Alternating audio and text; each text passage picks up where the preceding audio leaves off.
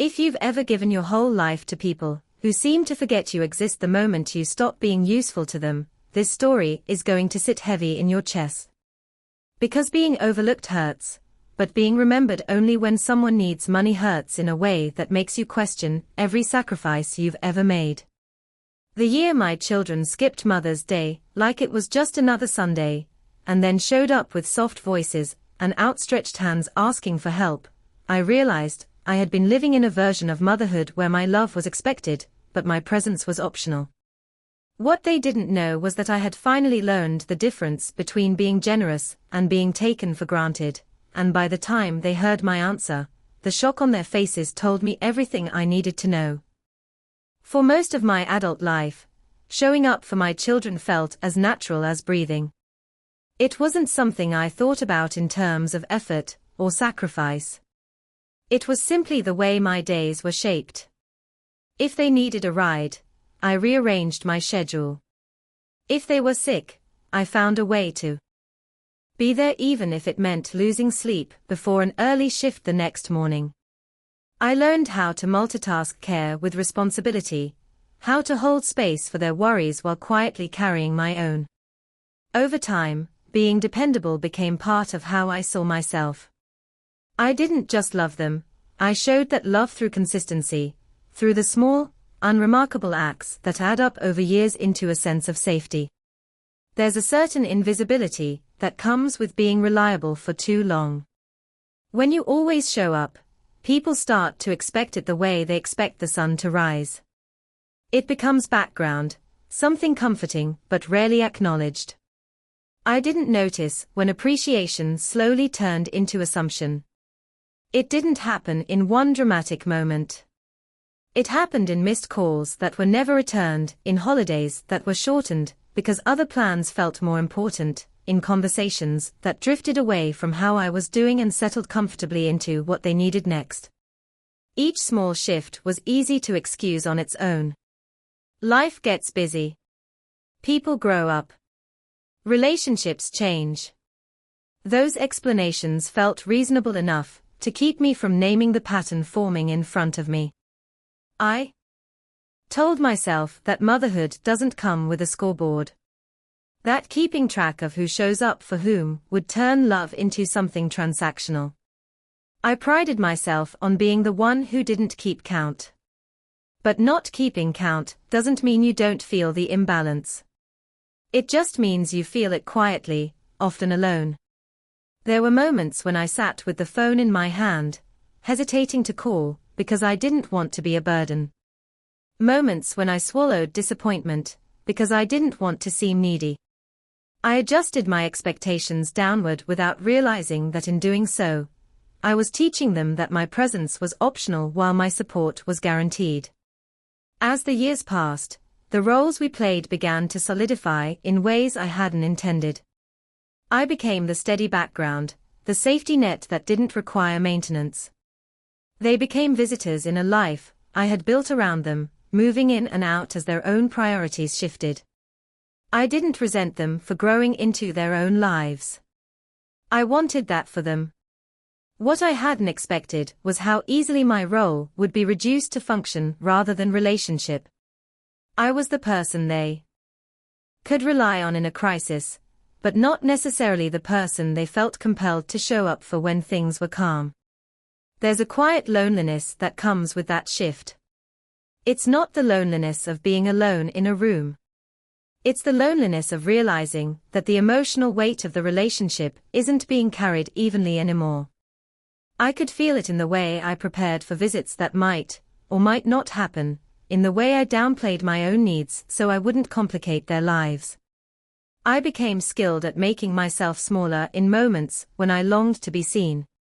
That skill didn't come from a lack of self-worth.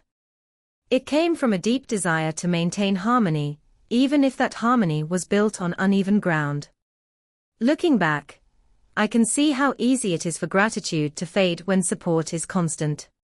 When someone is always there, their presence stops feeling like a choice and starts feeling like a given.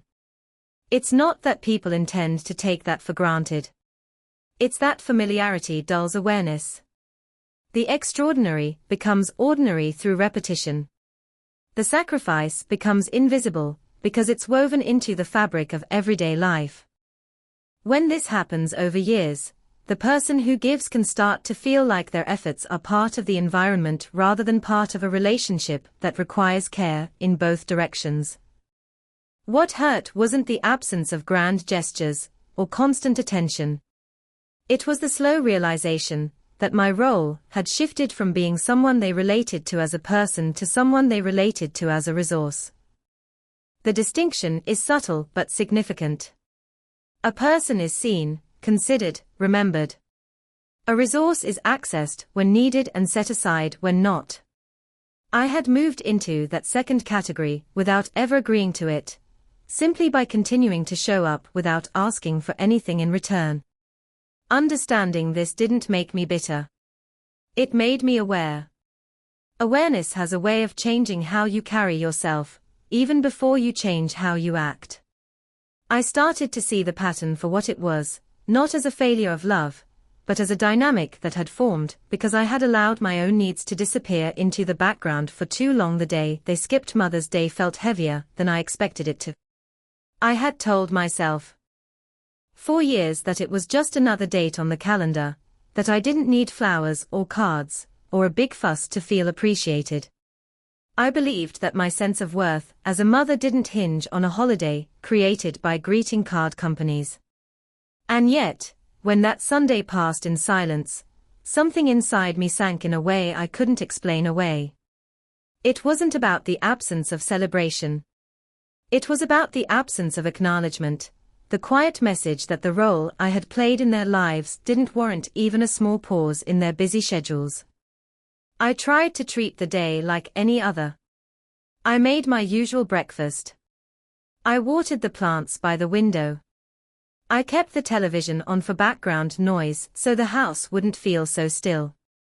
Every so often, I caught myself glancing at my phone, not because I expected a parade of messages, but because a part of me still hoped for a simple hello. Each time the screen stayed dark, I told myself not to read into it. People forget dates. People get caught up in their own worlds. These explanations were familiar to me. I had used them many times to soften the sting of being overlooked. As the hours passed, the absence took on a different shape. It wasn't dramatic or explosive. It was quiet and persistent, like a low ache that you notice more when you stop moving. I found myself thinking about all the Mother's Days I had created for them when they were younger. The handmade cards with crooked letters. The breakfast attempts that turned the kitchen into a mess I happily cleaned up. The years when they made an effort, because I had taught them that this day was about noticing the person who noticed them all year long. Remembering those moments made the silence feel more pronounced, not because I wanted to go back to that time, but because it reminded me that acknowledgement had once come naturally. I didn't want to feel hurt. I wanted to be the kind of mother who didn't need reminders of her importance. But feelings don't respond to what we think we should need. They respond to what we actually experience. Being forgotten, even in a small way, can stir up a sense of invisibility that's hard to ignore. It makes you question whether the role you've played has slowly faded into the background of other people's lives. Not erased, but no longer in the foreground where it once was. What made the day linger in my mind wasn't just the lack of contact. It was the realization that I had grown used to making excuses for their absence. I had built a habit of understanding that left very little room for my own disappointment. That habit had served me in some ways. It kept resentment from building. It allowed me to maintain peace in the relationship. But it also trained me to minimize moments that mattered to me. The skipped holiday became a mirror for that pattern. It showed me how often I had quietly lowered my expectations to avoid feeling hurt, and how that lowering had gradually reshaped what I believed I deserved. There's a difference between being flexible and being invisible. Flexibility allows relationships to adapt as people change. Invisibility happens when one person's presence is no longer actively considered.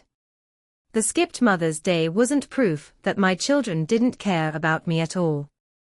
It was proof that my presence had become something they could overlook without feeling the weight of that oversight. That realization didn't make me angry. It made me reflective. It asked me to consider how the dynamics of our relationship had shifted over time, and what role I had played in allowing that shift to go unaddressed. Sitting with that reflection was uncomfortable. It forced me to acknowledge that while I couldn't control how others prioritized their time, I could pay attention to how I responded when I felt deprioritized.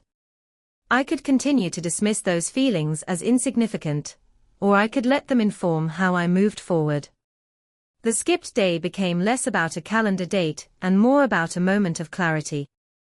It showed me that absence can communicate just as loudly as presence, and that sometimes what's not done speaks more clearly than what is said. The timing of their visit lingered in my mind long after they left, not because it was dramatic, but because it was revealing in a quiet, uncomfortable way. 2 days of silence, followed by sudden urgency, carried a message that words didn't need to spell out. If they had come to see me because they missed me, the timing wouldn't have lined up so neatly with their needs. The closeness of those moments created a contrast that was hard to ignore. It wasn't that they didn't care at all. It was that care had been pushed aside until something else brought them back to my door. When they sat at my table and began to explain their situations, I listened the way I always had, with attention and concern. I recognized the patterns in their voices, the softening of tone that came when they wanted understanding, the careful way they framed their struggles, so I would see how urgent their needs were. I had heard those tones before, many times, in different contexts. They weren't manipulative in an obvious way. They were familiar, practiced, shaped by years of knowing that I would respond with empathy. Hearing them again, so close to a moment when I had felt forgotten, created a strange sense of emotional whiplash. I found myself noticing details I might have overlooked before. How quickly the conversation moved toward solutions that involved me stepping in. How little space there was for checking in about how I was doing. How the rhythm of the interaction felt one-sided, focused on what they needed from me rather than what had brought us together in the first place. These details didn't make me angry in the way betrayal often does. They made me aware. Awareness has a way of stripping moments of their innocence. Once you see a pattern, it's hard to unsee it. The realization that I had become a resource rather than a relationship partner settled in slowly. It wasn't a single thought that landed all at once. It was a series of small recognitions stacking on top of each other. The way they spoke about their problems with the assumption that I would help solve them. The way their requests felt rehearsed, as if they had already decided on the outcome before asking. The way my role in the conversation was to listen, reassure, and fill the gap, rather than to be seen as someone with her own needs and limits. This pattern hadn't formed overnight. It had been built through years of me stepping in quickly, often before being asked. I had trained them, without meaning to see me as a safety net that didn't require maintenance. In trying to make their lives easier, I had made my support predictable to the point of being invisible. Predictability can be comforting, but it can also dull appreciation. When help is always available, it stops feeling like a gift and starts feeling like a guarantee. That shift changes how people approach you. They come with expectations rather than gratitude. What hurt wasn't that they needed help. Everyone needs help sometimes. What hurt was realizing that the relationship had become transactional without either of us naming it. The closeness we shared was being activated by crisis rather than connection. I wasn't being sought out for my presence or my perspective, but for my ability to smooth over a difficult situation. That realization didn't make me want to withdraw love. It made me want to redefine how love showed up between us. Sitting there, listening to them speak, I felt a moment of choice settle in front of me. I could respond the way I always had, offering immediate relief in the form of money and reassurance, reinforcing the pattern we all knew. Or I could pause and acknowledge what the moment was showing me. That pause wasn't dramatic. It was internal, quiet, almost imperceptible from the outside. But it carried weight, because it represented a shift in how I saw my role in their lives. The timing of their visit became a mirror. It reflected back the imbalance that had crept into our relationship over time. It showed me that my availability had begun to define the connection more than mutual presence. Seeing that truth was uncomfortable, but it also created an opening. An opening to change how I responded, how I set boundaries, how I allowed myself to be seen not just as a source of support, but as someone whose presence and feelings mattered in their own right. Saying no felt unfamiliar on my tongue, like a word from a language I had never practiced speaking out loud.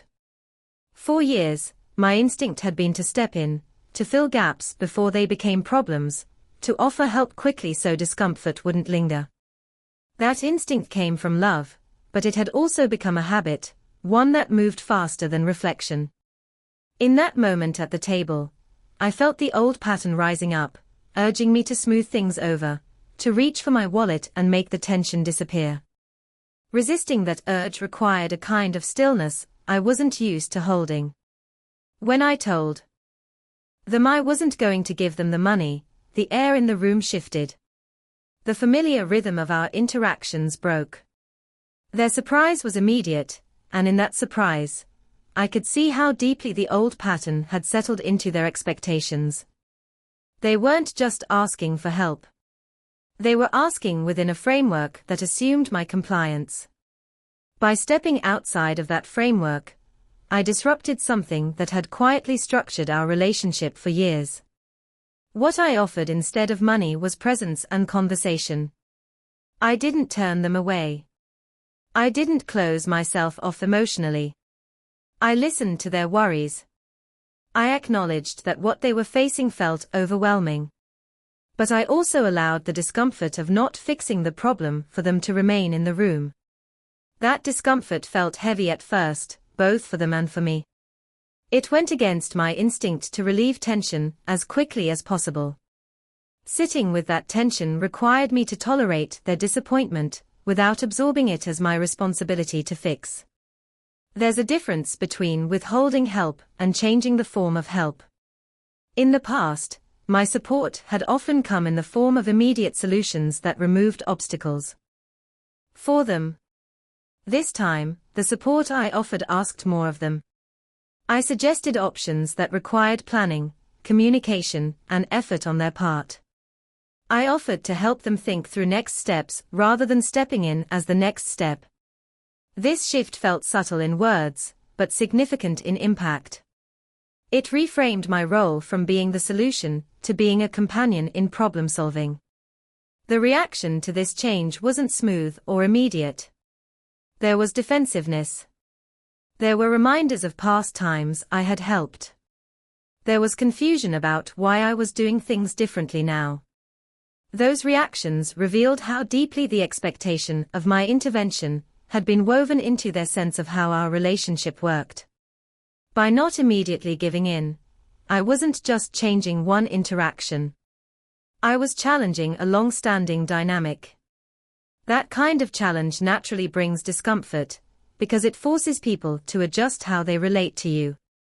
Holding that boundary required me to confront my own discomfort as well. Part of me wanted to soften the moment by offering at least a small amount of money, something to show that I wasn't being heartless. But I recognized that doing so would blur the boundary I was trying to establish. It would send a mixed message, one that said I was serious about change while still maintaining the old pattern. Clarity, I realized, required consistency. The boundary needed to be held cleanly in order to be understood. As the conversation continued, something shifted beneath the surface. The initial shock began to settle into a more thoughtful silence. They started to consider options they hadn't mentioned before, people they could reach out to, steps they could take on their own. It wasn't a dramatic transformation. It was a small shift in posture, in tone, in the way they engaged with the problem. That shift mattered, because it signaled the beginning of a different pattern, one where my presence didn't automatically translate into rescue. In choosing to offer support without financial rescue, I was redefining what care looked like between us. I wasn't withdrawing love. I was redirecting it in a way that respected both their capacity to handle difficulty and my own need to step out of a role that had become unsustainable. This redefinition didn't resolve everything in one conversation. But it marked a turning point in how I related to them and how I allowed them to relate to me, creating space for a more balanced form of connection to begin to take shape. The shift that followed didn't happen overnight, and it didn't unfold in a neat, predictable way. Change in relationships rarely does. At first, there was an awkwardness in how we interacted, as if we were all adjusting to a new set of unspoken rules. The easy familiarity that had once carried our conversations was still there, but it was threaded with a new awareness. They seemed more cautious in how they approached me, less quick to assume I would step in and smooth things over. That caution wasn't coldness.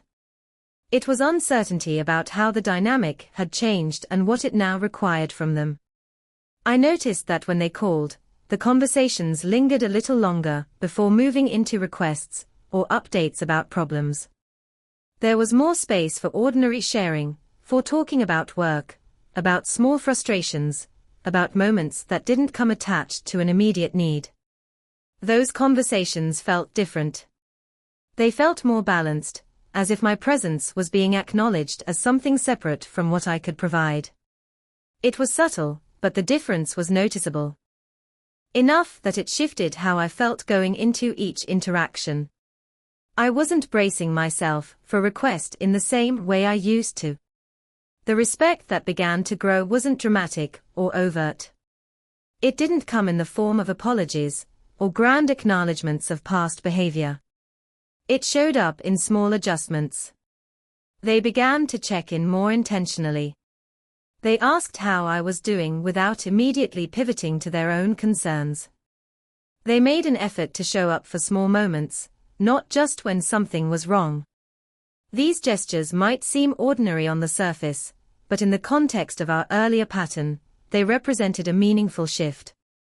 They suggested that my role in their lives was no longer limited to being a source of support in times of need. There were still moments when old habits surfaced. Patterns that have been built over years don't dissolve instantly. Occasionally, a conversation would slide toward familiar expectations, and I would feel the old pull to step in and resolve things for them. But the difference now was awareness. I could recognize the pattern as it emerged and choose how to respond. Sometimes that meant gently redirecting the conversation toward what they could do next. Sometimes it meant offering encouragement without offering solutions. Each time I held that boundary, it reinforced the new dynamic we were building. What surprised me most was how this shift changed the way I saw myself. I began to feel less defined by what I could give and more grounded in who I was. That grounding didn't make me less loving. It made my love feel more sustainable. I wasn't pouring from a place of depletion anymore. I was choosing when and how to offer support in a way that respected my own limits. That choice brought a sense of ease I hadn't realized I was missing. The respect that grew between us wasn't rooted in fear of losing my help. It was rooted in a clearer understanding of boundaries. Boundaries don't create distance by default. They create structure. They give relationships a shape that allows both people to exist as individuals rather than as roles locked into predictable patterns. As that structure took form, the interactions between us felt less strained. There was room for appreciation to return, because support was no longer automatic. It became intentional again. Over time, the shock of that initial refusal softened into something more reflective. It created space for conversations about expectations, about what we each needed from the relationship, about how to show care in ways that didn't rely on one person carrying the weight. Those conversations weren't always easy, but they were honest in a way we hadn't practiced before. Honesty, when it's paired with care, can be uncomfortable at first, but it lays the groundwork for relationships that don't depend on imbalance to function. The change that followed wasn't about winning a moment or proving a point. It was about shifting the foundation of how we related to each other. By stepping out of a role that had become one-dimensional, I allowed space for a fuller version of connection to emerge. That space didn't erase the past, but it reshaped the future, creating room for mutual recognition to grow where assumption had once quietly taken its place.